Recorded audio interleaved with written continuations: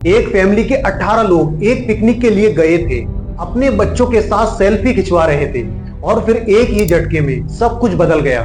श्वेत रिवर के तेज बहाव ने उन्हें अपनी लहरों में बहा लिया। 12 लोगों की बॉडी मिली और एक अभी भी लापता है। लेकिन सवाल ये है, ये हुआ कैसे? और ये पहली बार नहीं हुआ है। पाकिस्तान में ऐसे हादसे बार बार क्यों हो रहे हैं और सरकार इसमें क्या कर रही है या शायद क्या नहीं कर रही है? आज हम बात करेंगे पाकिस्तान के स्वेत नदी में आई इस तबाहकार डिजास्टर के बारे में, जहां एक ही परिवार के 18 लोगों की जान चली गई। लेकिन ये सिर्फ एक हादसा नहीं है, ये एक बड़ी सिस्टमेटिक फेलियर की कहानी है। तो चलिए इसके पीछे की सच्चाई को समझते हैं। ये भयानक घटना 27 जून 2025 को हुई, जब खैबर पख्तूनख्वा के स्वेत डिस्ट्रिक्ट में स्वेत रिवर के किनारे एक परिवार पिकनिक मना रहा था। स्वेत नदी पाकिस्तान के खैबर पख्तूनख्वा राज्य में मौजूद है।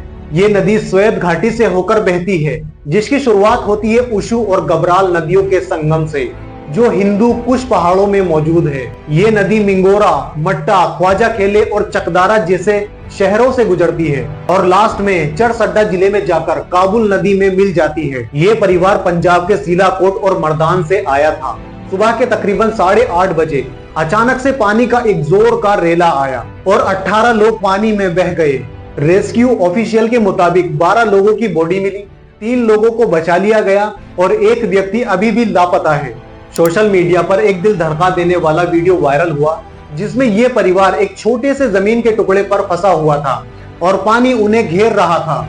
लोग चिल्ला रहे थे, मदद मांग रहे थे, लेकिन 1 घंटे से ज्यादा तक कोई रेस्क्यू टीम वहां नहीं पहुंची। अगर कोई आम नागरिक ऐसा नजारा देखे, जहां 18 लोग जिंदगी की भीख मांग रहे हो, पानी में डूबते हुए चीख चीख कर मदद मांग रहे हो और रेस्क्यू टीम ना पहुंचे, तो गुस्सा भी आएगा और दिल भी टूट जाएगा। इस पर सिस्टम को लेकर जो सीधा सवाल बनता है वो ये है कि डिजास्टर मैनेजमेंट कहां था? क्या इतने बड़े टूरिस्ट स्पॉट पर कोई अलर्ट सिस्टम नहीं था? रेस्क्यू टीम कहां थी? 18 लोग पानी में डूबकर मरे, वो भी सबके सामने, फिर भी सिस्टम खामोश क्यों है? अगर वहां कोई वीआईपी, मंत्री या उनका परिवार होता तो वहां सिर्फ 5 मिनट में ही हेलीकॉप्टर भी आ जाता, आर्मी अलर्ट हो जाती और पूरी मीडिया लाइव हो जाता और सरकार ट्विटर पर डीपली सैडेंड बोलकर एक्टिव हो जाती। लेकिन जब आम आदमी डूबा तो ना कोई रेस्क्यू टीम आई समय पर, ना कोई प्रशासन और ना ही कोई पॉलिटिशियन ने आकर संवेदना जताई। 18 लोग डूब गए, बच्चे, औरतें, जवान, लेकिन उनके लिए सिर्फ खामोशी मिली। ये लोग टूरिस्ट थे जो शायद लोकल वार्निंग को नजरअंदाज करके नदी के किनारे पिकनिक बना रहे थे। लेकिन क्या ये सिर्फ टूरिस्ट की गलती थी या यहाँ पर कुछ और भी था? चलिए थोड़ी रिसर्च करते हैं। ये दर्दनाक घटना कोई अचानक नहीं हुई। पाकिस्तान में फ्लूड्स और फ्लैश फ्लूड एक बार बार होने वाली प्रॉब्लम है और इसके पीछे क्लाइमेट चेंजेस एक बड़ा फैक्टर है। जून 2025 में प्री मानसून बारिश और अप स्ट्रीम से आया पानी स्वेत नदी में एक सडन सी तेजी लाया। प्रोविंशियल डिजास्टर मैनेजमेंट अथॉरिटी ने अलर्ट किया था और सेक्शन 144 भी लगा दिया था, जो लोगों को नदी के किनारे जाने से रोकता है। लेकिन सवाल ये है, क्या ये अलर्ट लोगों तक इफेक्टिवली पहुंचा? और अगर पहुंचा तो क्या वहां पर कोई इन्फोर्स करने वाला था? पाकिस्तान में क्लाइमेट चेंजेस का असर साफ दिख रहा है। फॉर्मर क्लाइमेट चेंजेस मिनिस्टर शेरी रहमान ने कहा है कि ये नेचुरल डिजास्टर नहीं है, ये क्लाइमेट स्ट्रेस का रिजल्ट है। स्वेत जैसे इलाकों में सुपर हैवी मानसून अब कॉमन हो रहे हैं और ये ग्लोबल वार्मिंग से ट्रिगर हो रहे हैं। दोस्तों, ग्लोबल वार्मिंग क्या है और ये क्यों होता है? इस टॉपिक पर मैंने डिटेल में बात की है इस वीडियो में। मैंने वीडियो का लिंक डिस्क्रिप्शन में डाल दिया है, आप जाकर देख सकते हैं। पाकिस्तान के 7200 से ज्यादा ग्लेशियर तेजी से पिघल रहे हैं। लेकिन सिर्फ क्लाइमेट चेंजेस की बात नहीं है, लोकल एडमिनिस्ट्रेशन और इंफ्रास्ट्रक्चर भी इसमें बड़ा रोल प्ले करते हैं। प्रोविंशियल डिजास्टर मैनेजमेंट अथॉरिटी ने अलर्ट तो दिया, लेकिन विटनेसेस के मुताबिक रेस्क्यू टीम को पहुंचने में 2 घंटे से भी ज्यादा लग गए। एक हेलीकॉप्टर भी नहीं भेजा गया, जो शायद उन लोगों की जान बचा सकता था। अब बात करते हैं सरकार की नाकामी की। स्वेत एडमिनिस्ट्रेशन ने सेक्शन 144 लगा रखा था, लेकिन क्या वहां कोई सिक्योरिटी थी? क्या टूरिस्ट को एक्टिवली रोका गया? विटनेसेस के मुताबिक नदी के किनारे ना कोई साइन बोर्ड, ना कोई बैरियर था और जब ये घटना हुई तो रेस्क्यू ऑपरेशन इतना स्लो क्यों था? फॉर्मर मिनिस्टर शेरी रहमान ने कहा है कि प्रोविंशियल डिजास्टर मैनेजमेंट अथॉरिटी के पास हेलीकॉप्टर होना चाहिए था लेकिन वो भी नहीं भेजा गया। खैबर पख्तूनख्वा के चीफ मिनिस्टर अली अमीन गंदापुर ने 3 सीनियर ऑफिसर को सस्पेंड किया। स्वेत के एडिशनल डिप्टी कमिश्नर और 2 असिस्टेंट कमिश्नर, एक इंक्वायरी कमेटी भी बनाई गई जो 7 दिन में रिपोर्ट देगी। लेकिन ये सस्पेंड करने का क्या फायदा होगा? ये तो एक टेम्पररी स्टेप होगा।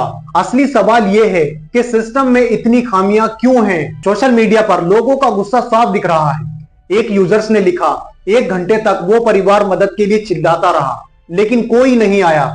ये गुस्सा बेकार नहीं है। पाकिस्तान के लोकल एडमिनिस्ट्रेशन और डिजास्टर मैनेजमेंट का ट्रैक रिकॉर्ड देखें तो ये साफ होता है कि ये पहली बार नहीं हुआ। चलिए थोड़ी हिस्ट्री देखते हैं। पाकिस्तान में पानी कोई नई बात नहीं है। 2022 में पाकिस्तान के 1/3 हिस्से में डिजास्टर आई थी जिसमें 1739 लोगों की जान गई थी और 33 मिलियन लोग अफेक्टेड हुए। सिंध और बलूचिस्तान में रिकॉर्ड ब्रेकिंग रेनफॉल हुई जो नॉर्मल से कहीं ज्यादा थी। उस वक्त भी सरकार पर इन एक्शन के एलिगेशन लगे थे, रिलीफ मटेरियल हार्डिंग और स्लो रेस्क्यू ऑपरेशन के। 2010 में भी डिजास्टर आई थी जिसमें 2000 लोग मरे और 20 मिलियन लोग अफेक्टेड हुए। 2011, 12 और 2024 में भी सिमिलर घटना हुई। हर बार सरकार इमरजेंसी डिक्लेयर करती है, रिलीफ फंड का अनाउंसमेंट होता है, लेकिन ग्राउंड पर क्या बदलता है? 2022 में इंटरनेशनल डोनर ने $800 मिलियन से ज्यादा दिया, लेकिन आज भी लाखों लोग फ्लूड अफेक्टेड एरिया में कंटामिनेटेड पानी पे डिपेंड है। तो पैटर्न क्या है? हर साल मानसून आता है और हर साल डिजास्टर आती है और हर साल लोग मरते हैं, लेकिन ना तो इंफ्रास्ट्रक्चर इंप्रूव होता है और ना ही अर्ली वार्निंग सिस्टम इफेक्टिव होता है और ना ही रेस्क्यू ऑपरेशन टाइमली होते हैं। ये एक विशियस साइकिल है और इसका शिकार अक्सर गरीब और कमजोर लोग होते हैं। अब एक और एंगल देखते हैं। जब ये घटना होती है तो कौन ज्यादा सफर करते हैं? आम आदमी। 2022 के डिजास्टर में 1.2 मिलियन लाइव स्टॉक मरे, जिसमें गाय, भैंस, बकरी, भेड़, कई प्रकार के जानवर शामिल थे। ये सब फार्मर और मजदूरों के लिए लाइवलीहुड का नुकसान था, लेकिन पॉलिटिशियन और हाई क्लास, उनके लिए कोई दिक्कत नहीं। वो अपने शहरों के पॉश इलाकों में सेफ रहते हैं, जबकि आम लोग अपना घर, अपनी जमीन, सब कुछ खो देते हैं। 2022 में जब प्राइम मिनिस्टर शहबाज शरीफ फ्लूड अफेक्टेड एरिया का दौरा करने गए तो सुकुर में लोगों ने प्रोटेस्ट किया क्योंकि उन्हें रिलीफ मटेरियल नहीं मिल रहा था। उल्टा उन पर टेररिज्म का चार्जेस लगाया गया। यह है पाकिस्तान के सिस्टम का असली चेहरा। जब आम आदमी अपना हक मांगता है तो उसे दबाया जाता है। अब आपके जहन में एक सवाल आता होगा कि इसका सॉल्यूशन क्या है? पहला, अर्ली वार्निंग सिस्टम को इफेक्टिव करना होगा। जापान और नीदरलैंड जैसी कंट्री में फ्लूड मैनेजमेंट सिस्टम इतना एडवांस है कि वो लोगों को टाइम से अलर्ट कर देते हैं। पाकिस्तान में भी ऐसा इंफ्रास्ट्रक्चर बनाया जा सकता है, लेकिन इसके लिए पॉलिटिकल विल चाहिए। दूसरा, क्लाइमेट चेंजेस के अगेंस्ट एक्शन लेना होगा। पाकिस्तान सिर्फ 0.4% ग्लोबल कार्बन डाइऑक्साइड इमिशन करता है, लेकिन क्लाइमेट चेंजेस का सबसे ज्यादा शिकार वही होता है। तीसरा, लोकल एडमिनिस्ट्रेशंस को अकाउंटेबल करना होगा। हर घटना के बाद इंक्वायरी कमेटीज बनती है, ऑफिसर सस्पेंड होते हैं, लेकिन असली चेंजेस नहीं आता। प्रोविंशियल डिजास्टर मैनेजमेंट अथॉरिटी और नेशनल डिजास्टर मैनेजमेंट अथॉरिटी को अपने रिसोर्सेज और ट्रेनिंग पर फोकस करना होगा ताकि रेस्क्यू ऑपरेशन फास्ट और इफेक्टिव हो सके। और आखिरी, पब्लिक अवेयरनेस। लोगों को एजुकेट करना होगा कि सेक्शन 144 जैसे वार्निंग को सीरियसली लेना है, लेकिन ये तब होगा जब सरकार अपने कम्युनिकेशन सिस्टम को इंप्रूव करेगी। दोस्तों, ये घटना एक वेकअप कॉल है।